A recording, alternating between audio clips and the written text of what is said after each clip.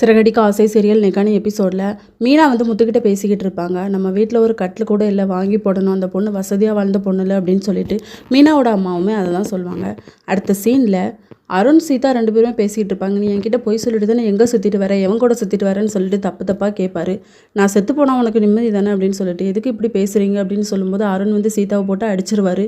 உன் வீட்டுக்கு நீ போகவும் கூடாது, உங்கள் வீட்டு ஆட்கள் எதுவும் இங்கே தேடி வரையும் கூடாது, அப்படி இருந்துச்சு வச்சுக்கோ உனக்கு கொண்டு போட்டுருவேன் அப்படின்னு சொல்லி. இன்னொரு பக்கம் ரவி ஸ்ருதியோட ஹோட்டலுக்கு வந்து அந்த மனநல சரியில்லாத பொண்ணு அம்மா வருவாங்க.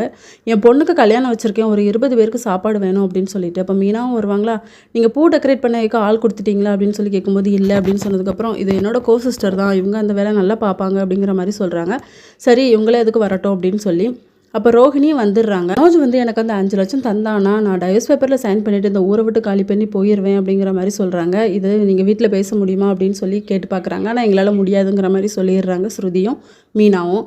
அதுக்கப்புறம் முத்துக்கிட்ட வந்து சொல்லிக்கிட்டு இருப்பாங்க, இப்போ ஸ்ருதி மூலமாக தான் எனக்கு வந்து ஒரு ஆர்டர் கிடச்சிருக்கு அப்படின்னு சொல்லிட்டு அவரும் ஓகே அப்படிங்கிற மாதிரி சொல்வார்.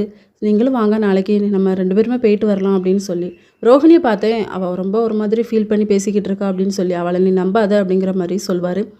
அதுக்கப்புறம் நம்ம ஸ்ருதி ரவி 2 பேருமே வருவாங்க மீனாவை பார்க்குறதுக்காக. நீங்கள் கேசரி நல்லா பண்ணுவீங்களா, கொஞ்சம் காலையில் பண்ணித்தர முடியுமா அப்படின்னு சொல்லி கேட்பாங்க. மீனாவும் ஓகே பண்ணித்தரேன் அப்படிங்கிற மாதிரி சொல்லுவாங்க.